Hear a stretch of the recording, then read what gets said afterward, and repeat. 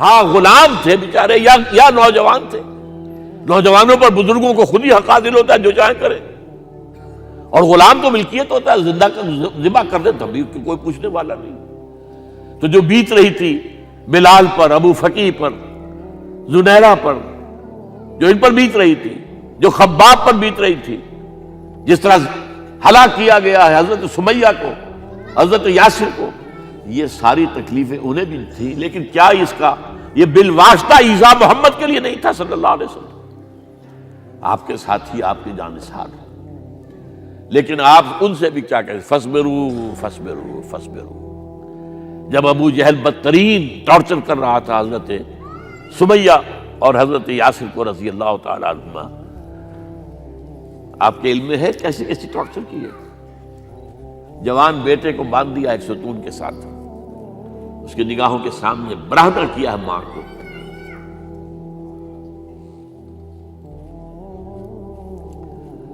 ہاتھ میں ایک مورتی ہے. جب تنگ آ گیا, ستا کر تنگ کر کے مار مار کے حضرت سمیہ ٹس سے مس نہیں ہو رہی. کہتا ہے تم ایک دفعہ کہہ دو سمیہ کہ ہاں اس مورتی میں بھی کچھ ہے, میں تمہیں چھوڑ دوں. انہوں نے تھوک دیا, برچھا مارا ہے شرمگاہ کے اندر.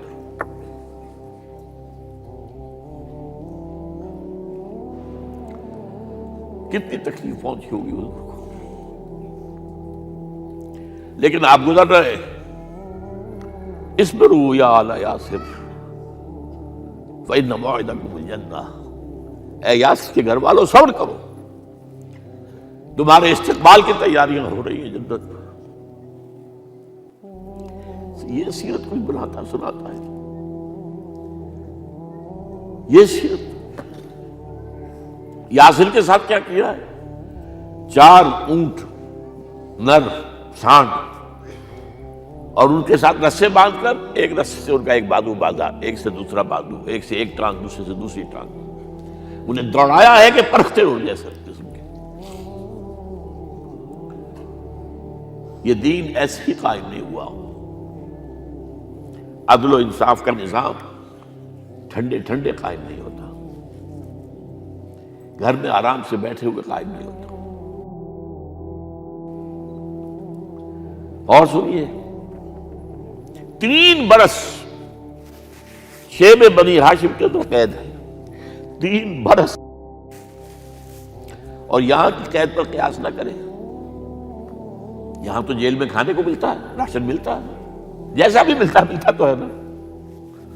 اور لیڈروں کے لیے تو class A class B class ہے. تو ان کا تو لیڈر تو لوگ جب آتے ہیں جیل کاٹ کر معلوم ہوتا ہے کہ شاید کسی صحت افزا مقام سے تشریف لا رہے ہیں. وہاں کیا تھا, ٹوٹل بائیکاٹ. ایک گھاٹی, ادھر پہاڑ ادھر پہاڑ, دونوں طرف جو ہے پہرے, کوئی کھانے پینے کی چیز اندر نہیں جائے گی. اور پورا خاندان بنی ہاشم, وہ بھی کہ جو ایمان نہیں لائے, وہ قبائلی زندگی تھی نا. بنو ہاشم چونکہ حضور کو پشت پناہی چھوڑنے کو تیار نہیں ہوئے, ابو طالب نے آخری وقت تک بھی ساتھ نہیں چھوڑا. ہاں آخری وقت کے قریب ایک بات ہو گئی تھی. ایک مرتبہ تو ہوا کہ وفد آیا ہے قریش کا کہ اپنے بھتیجے کو روک لو, وہ ہمارے معبودوں کی توہین کرتا ہے. ابو طالب نے بلایا اور آپ سے کہا کہ یہ کچھ اپنے رویے کو بدلے. آپ نے فرمایا چچا جان, اب تو چاہیے میرے ایک ہاتھ پر سورج اور دوسرے پر چاند رکھ دے, میں اپنے اس مشن کو چھوڑ نہیں سکتا. یہ ہے استقامت. اور ابو طالب کے عین انتقال کے وقت جو معاملہ ہوا, جب وفد آیا ہے کہ ٹھیک ہے اب ہمارا جو ہے صبر کا پیمانہ لبریز ہو گیا ہے, اب ٹھیک ہے آ جاؤ میدان میں, تم بھی ساتھ چھوڑنے کو تیار نہیں ہو. ابو طالب نے بلایا اس کو, بھتیجے مجھ پر اتنا بوجھ نہ ڈالو جو میں برداشت نہ کر سکوں.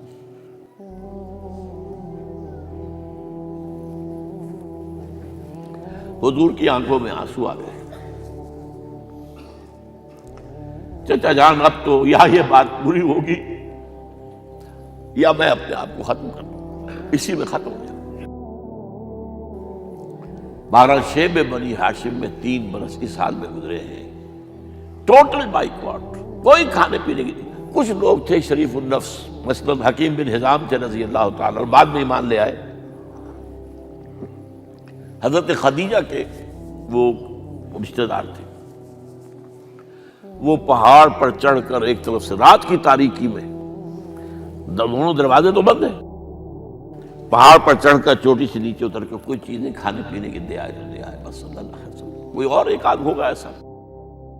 یہاں تک نوبت آئی ہے کہ بنی ہاشم کے یہ پھول جیسے بچے معصوم بھوک سے بلبلا رہے ہیں، اور اس کے سوا کچھ نہیں ہے کہ سوکھے چمڑے ابال کر اس کا پانی ان کے حلق میں ٹپکا دیا جائے۔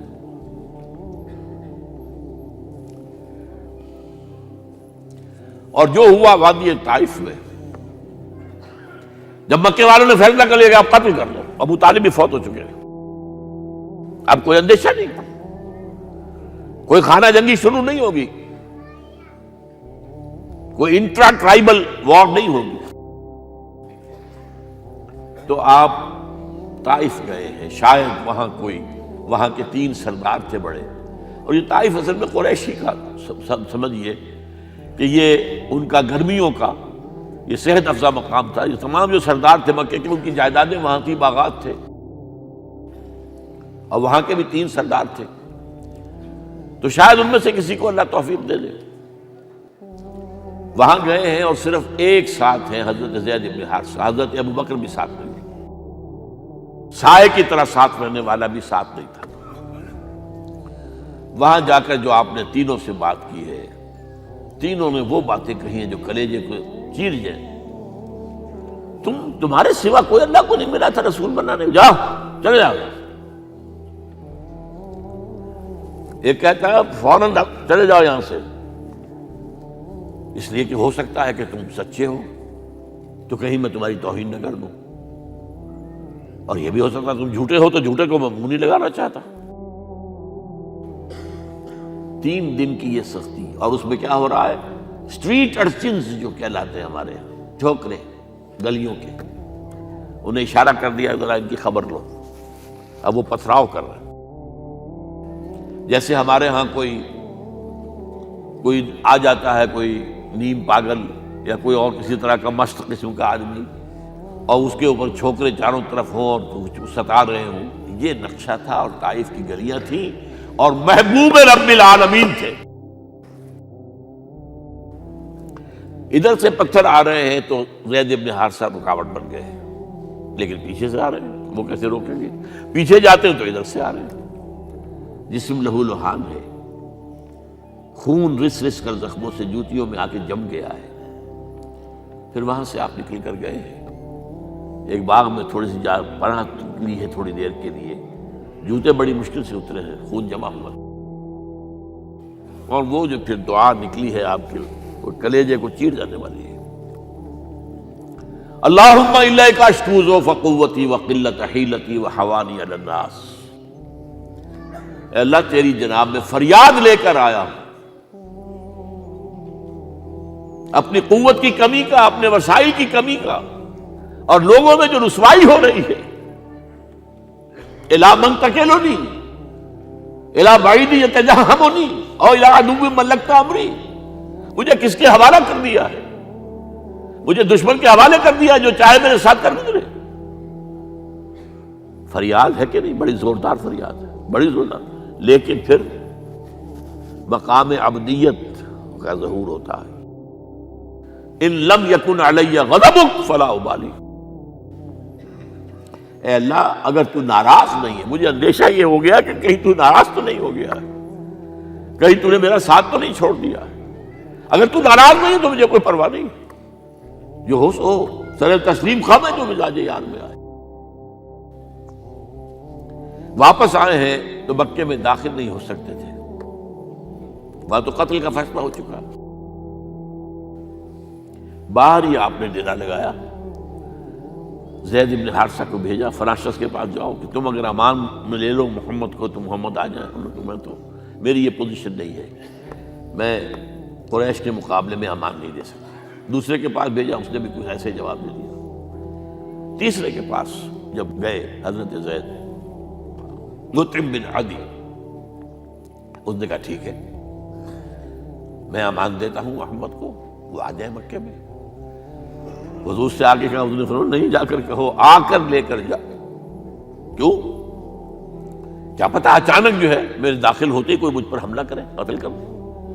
وہ تو یہ کہہ سکے کہ ہمیں کیا پتہ تھا کہ مطعم نے جو ہے امان دی ہے، I never knew it۔ اب یہ قبیلے کے اندر یہ ہوتا تھا کہ ایک نے امان دے دی، سب کی طرف سے امان۔ لہذا حضور نے فرمایا آ کر لے کر جاؤ۔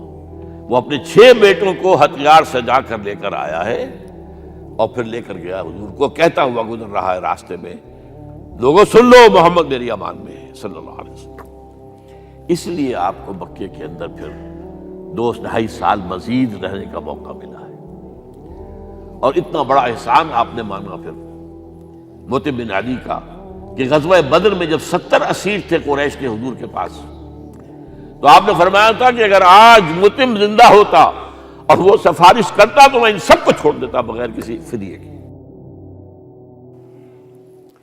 بہرحال یہ چند باتیں میں نے آپ کو بتائی، باقی تو یہ کہ غار ثور ہے کیسی کیسی، اور پھر غزوہ بدر سے پہلے کی رات ہے، اور وہ آپ کا زندگی کا طویل ترین سجدہ ہے اس میں، جہاں تک یہ الفاظ بھی آپ نے کہہ دیا، اللہ اگر کل یہ جو 313 یہاں جمع ہیں اگر یہ ختم ہو گئے تو پھر قیامت تک تیرا نام لینے والا کوئی نہیں ہوگا، میں آخری رسول اور میری یہ 15 برس کی کمائی ہے۔ اس پر کہا حضرت ابوبکر نے، وہ پیردار کی حیثیت سے کھڑے تھے، کہ حسبک حسبک، حضور بس کیجئے بس کیجئے۔ بہرحال بدر ہے، احد ہے، زخمی ہوئے ہیں، دندان مبارک شہید ہوئے ہیں، خون اتنا بہا ہے کہ بے ہوش ہو گئے ہیں، اور خبر اڑ گئی ہے کہ آپ شہید ہو گئے۔ یہ سب کچھ، اور سب سے بڑھ کر حمزہ کی لاش سامنے آئی۔ کیسی لاش؟ ناک کٹی ہوئی ہے، کان کٹے ہوئے ہیں، پیٹ چاک کر کے کلیجہ چبایا ہوا ہے۔ کس طرح برداشت کیا ہوگا آپ نے؟ اپنے اوپر تاری کر کے دیکھیں، یہ حمزہ کون ہے؟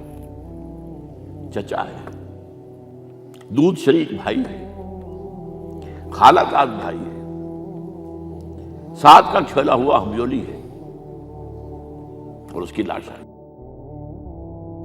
جو قلب اطہر پر بیت رہی تھی وہ مدینے میں آ کر ایک بڑا ماحول بدلا ہوا تھا، تب وہ بات سامنے آ گئی۔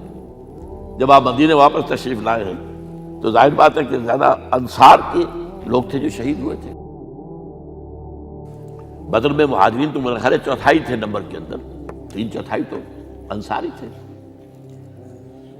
اسی طریقے سے احد کے اندر معاملہ ہے، تو مختلف گھروں سے عورتوں کے بین کرنے کی آوازیں آ رہی تھی، اس لیے کہ اس وقت تک بین کرنا حرام نہیں قرار دیا گیا تھا، ممنوع نہیں تھا۔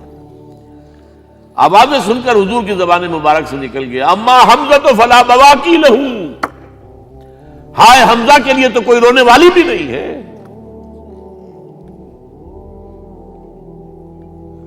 اس پر پھر صحابہ نے، انصار نے اپنے ہاں کی خواتین کو حضرت صفیہ کے ہاں بھیجا، وہ سگی بہن تھی، وہاں انہوں نے جا کے یہ بھی تعزیت کی بہن کی۔ غزوہ احزاب کا آپ نے سن لیا، اسوہ رسول پر نہ معلوم کیا کیا باتیں چیز لوگوں میں مشہور ہو گئی ہیں۔ اسوہ کا لفظ آیا کہاں ہے قرآن میں؟ سورہ احزاب میں۔ وہ اسوہ کیا تھا؟ جب خندق کھودنے کا فیصلہ ہوا ہے تو خندق کھود رہی ہے، حضور بھی لگے ہوئے ہیں، بھاری بھاری پتھر اٹھا کر کندھے پر لا کر باہر پھینک رہے ہیں، پتھریلی زمین تھی، ایک پتھر کسی سے ٹوٹا نہیں تھا، تو حضور نے جو ہے 3 دفعہ جو اس کے اوپر ضرب لگائی تب ٹوٹا ہے۔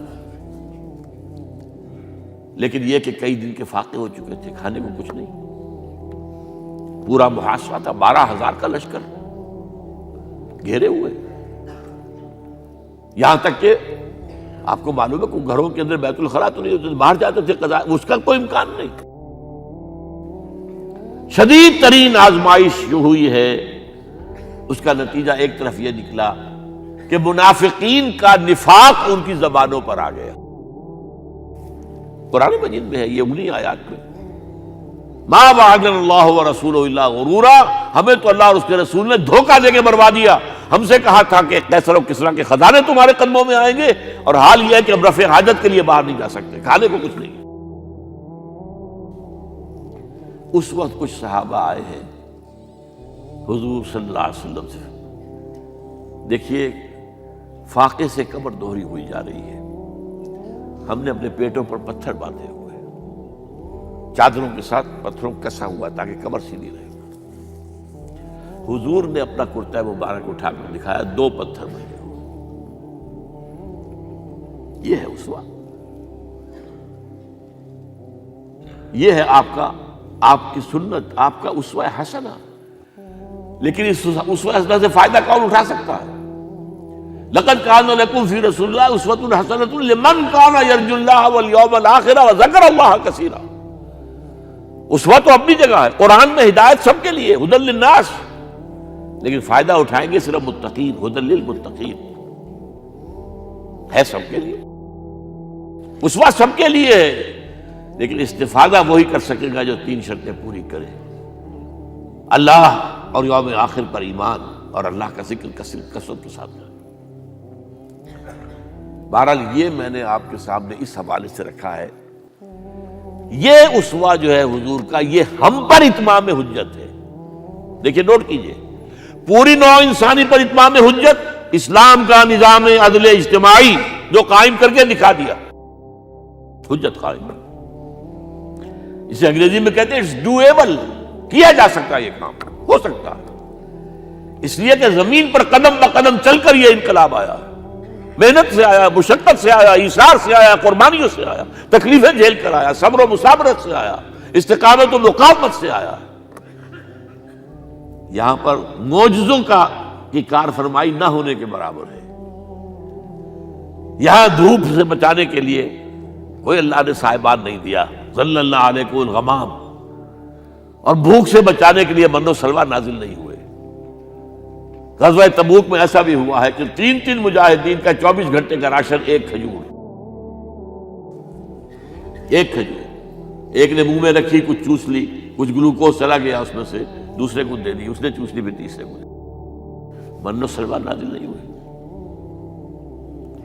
محنت، مشقت، ایثار، قربانی، صبر، مصابرت، استقامت، مقاومت، یہ ہے اسوہ رسول۔